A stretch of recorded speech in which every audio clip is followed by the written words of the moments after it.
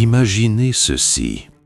Une jeune femme de 21 ans, brillante étudiante en soins infirmiers, disparaît en pleine nuit après un accident de voiture sur une route déserte du New Hampshire. Pas de traces de lutte, pas de sang, pas de corps. Juste une voiture accidentée, des indices contradictoires et un silence assourdissant qui dure depuis plus de 22 ans. Son nom, Maura Murray. La date, le 9 février 2004. Ce qui devait être un simple accident de route est devenu l'une des affaires les plus mystérieuses et obsédantes de l'histoire criminelle américaine. Une disparition qui défie toute logique, une énigme qui hante encore aujourd'hui des milliers d'enquêteurs amateurs, de podcasteurs et même le FBI. Ce soir, plongeons ensemble dans les ténèbres glaciales du New Hampshire, là où Maura Murray a disparu sans laisser de traces. Accrochez-vous, car cette histoire va vous glacer le sang. Avant de plonger dans cette affaire glaçante, si vous êtes passionné de true crime et de mystères non résolus, abonnez-vous et activez la cloche pour ne manquer aucune de nos enquêtes. Chaque semaine, je vous plonge dans les affaires les plus troublantes de l'histoire. Allez, c'est parti. Le 9 février 2004 restera à jamais gravé dans la mémoire de Fred Murray. Ce soir-là, vers 19h30, son père apprend que sa fille Maura, étudiante modèle à l'université du Massachusetts à Amherst, a eu un accident de voiture dans une zone reculée du New Hampshire, près de Haverhill, sur la route 112. Mais quand la police arrive sur les lieux 7 minutes après l'appel d'un témoin, Maura n'est plus là, volatilisée, évaporée dans l'air glacial de cette nuit d'hiver. Pas de téléphone portable retrouvé, pas de portefeuille, pas d'empreinte claire dans la neige, juste une Saturne noire accidentée contre un arbre, du vin renversé à l'intérieur et un témoignage troublant d'un homme qui affirme avoir vu la jeune femme quelques minutes avant l'arrivée des autorités. Depuis ce jour, Maura Murray est devenue une obsession nationale. Des forums en ligne dédiés à son cas ont vu le jour, des documentaires ont été réalisés, des théories, des centaines de théories ont émergé. Mais aucune réponse définitive. Qui était vraiment Maura Murray? Pourquoi a-t-elle quitté son campus universitaire ce jour-là? Que faisait-elle sur cette route isolée du New Hampshire? Est-elle fui volontairement? A-t-elle été enlevée? Est-elle encore en vie? Pour comprendre ce mystère, il faut remonter le temps et découvrir qui était cette jeune femme avant qu'elle ne devienne une légende du true crime. Maura Britta Murray est née le 4 mai 1982 à Anson, dans le Massachusetts. Issue d'une famille de classe moyenne, elle est la 4e de 5 enfants. Son père, Fred Murray, est un vétéran de l'armée américaine, un homme rigoureux et protecteur. Sa mère, Lori, souffre de problèmes de santé mentale qui compliqueront la dynamique familiale.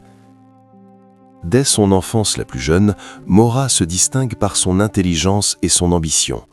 Athlète accomplie, elle pratique la course à pied au niveau compétitif durant ses années de lycée. Excellente élève, elle décroche une bourse d'athlétisme pour intégrer l'université du Massachusetts à Amherst en 2000, où elle s'inscrit en soins infirmiers. Sur le papier, Maura incarne la réussite américaine. Sportive, studieuse, appréciée de ses camarades et de ses professeurs. Mais derrière cette façade parfaite se cachent des fissures. En novembre 2003, 3 mois avant sa disparition, Maura est arrêtée pour avoir utilisé frauduleusement une carte bancaire volée. Elle plaide coupable et doit effectuer des travaux d'intérêt général. Cet incident, bien que mineur, révèle une pression intérieure que peu de gens soupçonnaient. Son petit ami de l'époque, Billy Rauch, est cadet à l'académie militaire de West Point. Sa relation est tumultueuse, marquée par des séparations et des réconciliations. Certains témoins affirment que Maura était émotionnellement fragile durant cette période, tandis que d'autres la décrivent comme déterminée et indépendante.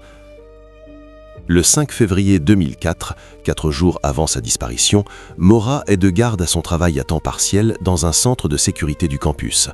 Vers 1h du matin, un superviseur la trouve en pleurs devant son bureau, incapable de parler. Elle lui explique finalement qu'elle vient de recevoir un appel téléphonique bouleversant d'un membre de sa famille. Le superviseur lui accorde le reste de la nuit. Maura quitte les lieux sans jamais expliquer la nature exacte de cet appel. Ce mystérieux coup de fil n'a jamais été identifié. Aucun membre de sa famille n'admet d'avoir appelé Maura ce soir-là. 4 jours plus tard, elle disparaîtra. Le lundi 9 février 2004 commence comme un jour ordinaire pour Maura Murray. Elle assiste à ses cours le matin, mais son comportement intrigue ses proches. Elle semble distante, préoccupée. Vers 13h, Maura envoie un email à son petit ami Billy, lui expliquant qu'elle a obtenu des places pour un événement sportif auquel elle souhaite l'emmener. Un message anodin, presque banal. Mais quelques heures plus tard, à 13h24, Maura envoie un email professionnel à son professeur et à son superviseur de stage. Le message est bref et troublant. Elle leur explique qu'un membre de sa famille est décédé et qu'elle devra s'absenter pour 1 semaine en raison d'un décès familial. Or, c'est un mensonge. Aucun membre de sa famille n'est décédé. Pourquoi a-t-elle menti? Que préparait-elle? Entre 13h et 16h, Maura effectue plusieurs recherches en ligne depuis son ordinateur de dortoir. Elle consulte des sites touristiques concernant les White Mountains, une région montagneuse du New Hampshire réputée pour ses paysages isolés et ses stations de ski. Elle recherche également des locations de condos et des informations sur Burlington, dans le Vermont. À 13h13, Maura appelle plusieurs hôtels dans la région des White Mountains, mais aucune réservation n'est confirmée. Pourquoi voulait-elle se rendre dans cette région déserte en plein hiver? Cherchait-elle la solitude? Préparait-elle une fuite? Vers 15h40, Maura se rend au distributeur automatique de son campus et retire $280, presque tout l'argent disponible sur son compte bancaire. À 16h, elle fait un dernier arrêt dans un magasin d'alcool où elle achète de la vodka, du Kahlua, du Bailey's Irish Cream et du vin. Une quantité importante d'alcool pour une personne seule. À 16h30, Maura quitte définitivement son dortoir, une amie la croise dans le couloir et la trouve étrange, distante. Maura charge sa voiture avec des vêtements, son ordinateur portable, des manuels scolaires, des photos de famille et l'alcool qu'elle vient d'acheter. Elle ne prévient personne de son départ, pas ses locataires, pas son père, pas son petit ami. À 16h37, Maura quitte le campus de l'Université du Massachusetts au volant de sa Saturne noire, direction le nord, vers le New Hampshire, vers l'inconnu. C'est la dernière fois qu'elle est vue vivante par quelqu'un qui la connaît. Le trajet d'Amherst, Massachusetts à Haverhill, New Hampshire prend environ 2h30. Maura aurait dû arriver vers 19h.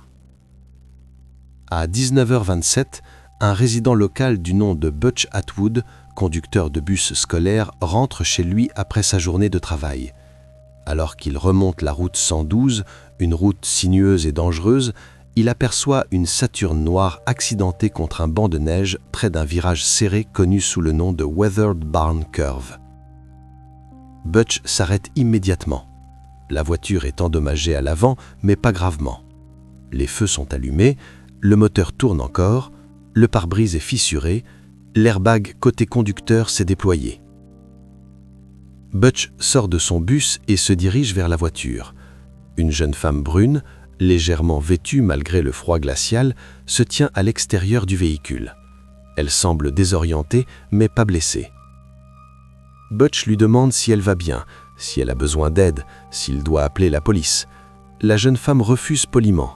Elle lui explique qu'elle a déjà appelé une dépanneuse, ce qui s'avérera faux car son téléphone portable n'a émis aucun appel ce soir-là. Butch insiste, lui proposant d'appeler les secours depuis chez lui, situé à quelques centaines de mètres. La jeune femme refuse à nouveau de manière insistante. Elle semble anxieuse, pressée de voir partir. Troublé, mais respectueux de sa volonté, Butch rentre chez lui et appelle immédiatement la police locale à 19h27.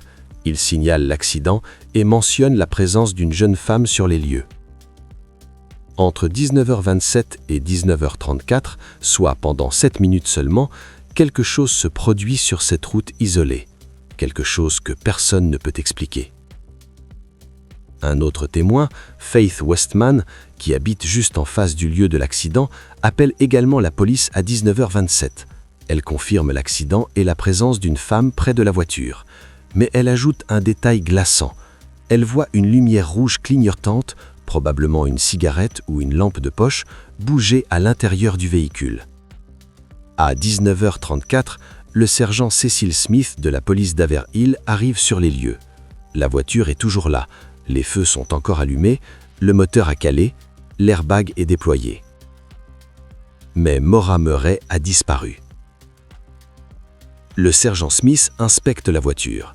À l'intérieur, il découvre plusieurs bouteilles d'alcool, dont certaines sont ouvertes et répandues sur les sièges et le plancher. L'odeur d'alcool est forte. Il trouve également un manuel de soins infirmiers, des vêtements, un téléphone portable éteint, qui ne sera jamais rallumé, et une note imprimée donnant des directions vers Burlington, Vermont. Mais aucun signe de Maura. Le sergent interroge Butch Atwood, qui lui confirme avoir vu la jeune femme 7 minutes plus tôt. Butch est formelle. Elle était seule, elle n'avait pas l'air ivre, elle refusait son aide. Le sergent explore les alentours avec sa lampe de poche. Il fait glacial, environ -8 degrés. La neige recouvre les bords de la route. Il n'y a aucune empreinte claire menant dans la forêt, aucun signe de sang, aucun signe de lutte. Comment une jeune femme peut-elle disparaître en 7 minutes sur une route déserte sans laisser aucune trace ? À 19h46, le sergent Smith demande des renforts.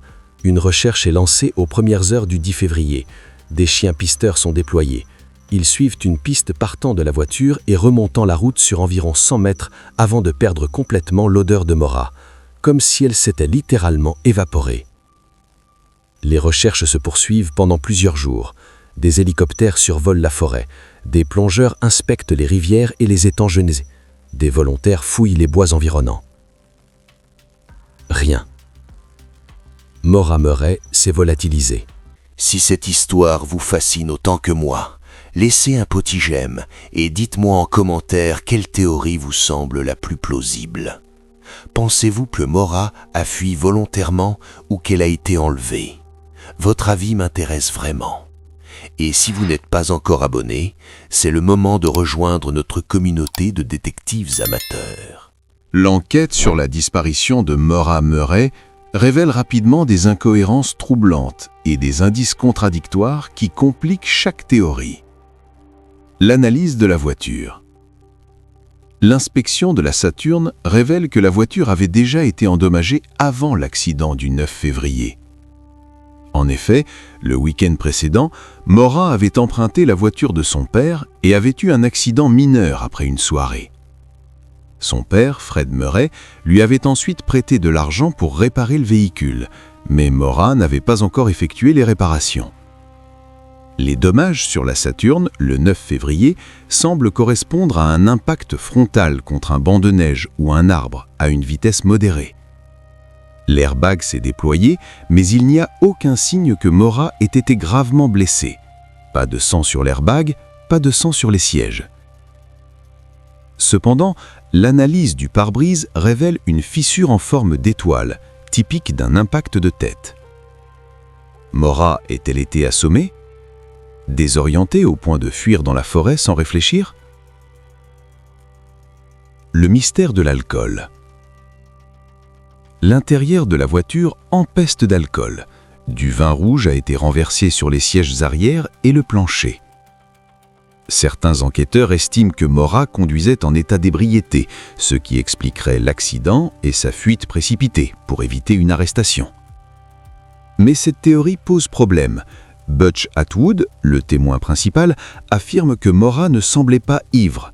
Elle parlait clairement, se tenait droite et répondait de manière cohérente. De plus, aucune bouteille d'alcool ouverte n'a été trouvée à portée de main du conducteur. Tout l'alcool renversé se trouvait à l'arrière de la voiture, comme s'il avait été déplacé violemment lors de l'impact. Le téléphone portable et les derniers contacts. Le téléphone portable de Maura a été retrouvé éteint dans la voiture. Les relevés téléphoniques montrent qu'elle n'a passé aucun appel après 16h37, moment où elle a quitté le campus. Mais les enquêteurs découvrent quelque chose de troublant. Le dernier appel reçu par Maura provient d'une carte téléphonique prépayée, enregistrée au nom de Billy Rauch. Cet appel a duré environ 13 minutes et s'est terminé à 16h31, soit 6 minutes avant son départ. Billy affirme qu'il n'a pas appelé Maura ce jour-là et que quelqu'un d'autre a dû utiliser sa carte. Mais qui et pourquoi Maura ne l'a-t-elle dit à personne? Les témoins et les incohérences. Outre Butch Atwood, plusieurs résidents locaux affirment avoir entendu ou vu quelque chose d'étrange cette nuit-là. Une femme affirme avoir vu une SUV sombre garée près de la Saturn avant l'arrivée de la police. Un autre témoin prétend avoir aperçu une jeune femme courir sur la route après 19h30. Mais ces témoignages ne sont pas confirmés et alimentent davantage les théories du complot. Fred Murray, un père obsédé par la vérité. Fred Murray refuse d'accepter le silence. Dès le lendemain de la disparition, il se rend sur place et lance ses propres recherches. Il distribue des affiches, interroge les habitants, explore les bois et ne cesse de harceler les autorités pour qu'elles intensifient les investigations. Fred est convaincu que sa fille n'a pas fui volontairement. Il affirme que Maura traversait une période difficile émotionnellement, mais qu'elle n'était pas suicidaire. Il croit fermement qu'elle a été enlevée par quelqu'un qui se trouvait sur cette route cette nuit-là. Au fil des années, Fred révèle des détails exclusifs qui alimentent l'obsession médiatique autour du cas. Il explique que Maura avait des problèmes avec l'alcool et qu'elle traversait une crise personnelle. Il évoque également des tensions au sein de la famille et des secrets qu'il préfère ne pas dévoiler publiquement. Ces révélations, fragmentaires, souvent contradictoires, attisent les spéculations. La disparition de Maura Murray a donné naissance à des dizaines de théories, chacune plus troublante que la précédente. Voici les principales. Théorie 1. La fugue volontaire. Selon cette théorie, Maura aurait planifié sa disparition pour échapper à une vie qu'elle ne supportait plus. Les indices soutenant cette hypothèse sont nombreux. Elle a menti à son employeur et à son université en inventant un décès familial. Elle a vidé son compte bancaire et acheté une grande quantité d'alcool. Elle a emporté des effets personnels, comme si elle partait pour longtemps. Elle a refusé l'aide de Butch Atwood, comme si elle voulait éviter tout contact avec les autorités. Certains pensent que Maura aurait profité de l'accident pour simuler une disparition tragique, puis se serait enfuie à pied ou avec un complice. Elle aurait ensuite commencé une nouvelle vie sous une fausse identité. Mais cette théorie présente des failles. Maura n'avait ni argent, ni véhicule, ni documents pour disparaître durablement. Comment aurait-elle survécu depuis 22 ans sans être repérée? Théorie 2. L'enlèvement criminel. La théorie la plus sombre, et celle privilégiée par Fred Murray, est que Maura a été enlevée par un prédateur opportuniste. La route 112 est isolée, peu fréquentée et entourée de forêts denses.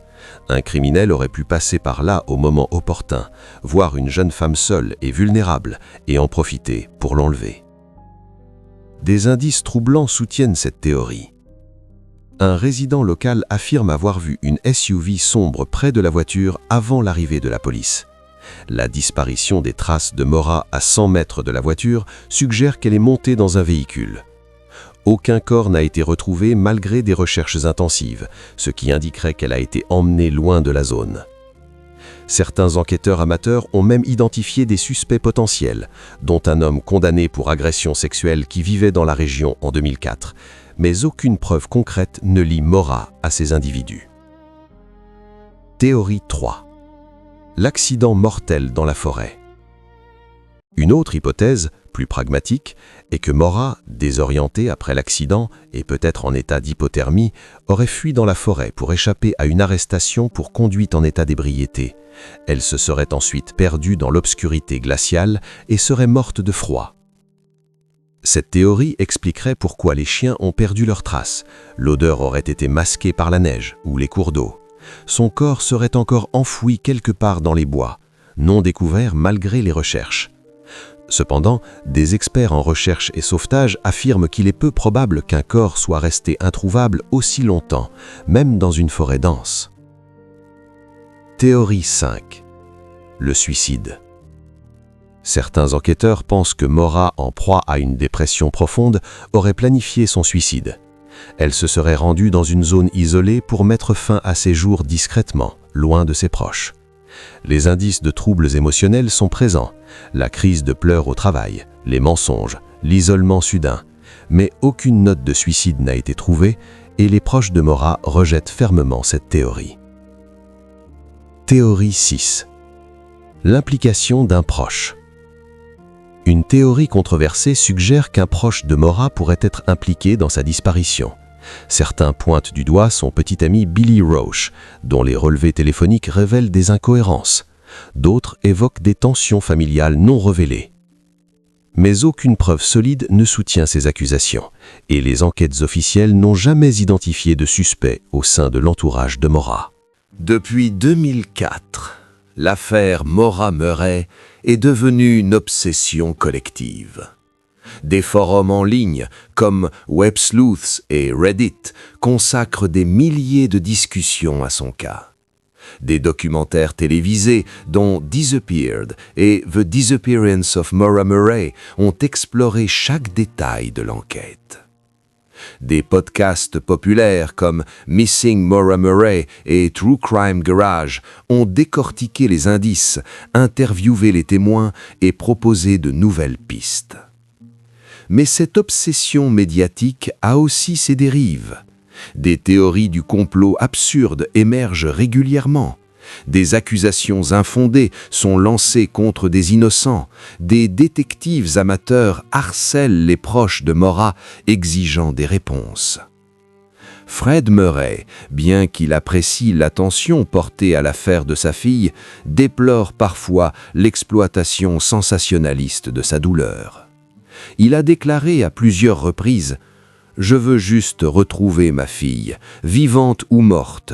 Je veux des réponses, pas des théories. » En 2021, le New Hampshire a désigné l'affaire Maura Murray comme une affaire classée froide prioritaire, ce qui signifie que de nouvelles technologies, comme l'analyse ADN avancée et les données téléphoniques améliorées, seront utilisées pour relancer l'enquête. Mais à ce jour, aucune avancée majeure n'a été annoncée. Le 9 février 2004, Maura Murray a disparu dans des circonstances qui défient toute explication rationnelle. Plus de 2 décennies plus tard, son sort reste un mystère impénétrable. Était-elle une jeune femme en fuite, cherchant à échapper à une vie qu'elle ne supportait plus, ou une victime innocente, tombée entre les mains d'un prédateur opportuniste? Les indices pointent dans toutes les directions. Les témoignages se contredisent. Les théories s'accumulent sans jamais apporter de réponse définitive. Ce qui est certain, c'est que l'affaire Maura Murray continuera de hanter l'Amérique. Elle incarne notre fascination collective pour les mystères non résolus, pour les vies interrompues brutalement, pour les questions sans réponse. Fred Murray, aujourd'hui âgé de plus de 70 ans, continue de chercher sa fille. Il n'a jamais abandonné. Il n'abandonnera jamais. Et nous non plus. Car tant que Maura Murray reste introuvable, tant que son sort reste inconnu, son histoire restera vivante, une énigme gravée dans l'âme collective de l'Amérique. Si vous avez des informations sur la disparition de Maura Murray, contactez la police du New Hampshire. Chaque détail compte, chaque indice peut changer la donne. Maura Murray n'est pas qu'un nom, c'est une fille, une sœur, une amie. Et elle mérite la vérité. L'affaire Maura Murray vous a captivé? Alors, vous allez adorer notre prochaine vidéo sur JonBenét Ramsey, le meurtre de Noël qui défie la justice. Abonnez-vous pour ne pas la manquer. Et si vous voulez plonger encore plus loin dans les mystères non résolus, n'oubliez pas de laisser un commentaire avec votre théorie préférée, de liker cette vidéo et de la partager si vous pensez qu'elle mérite d'être vue. Ensemble, gardons vivante la mémoire de Maura Murray. À très bientôt pour une nouvelle enquête. Restez curieux, restez vigilants.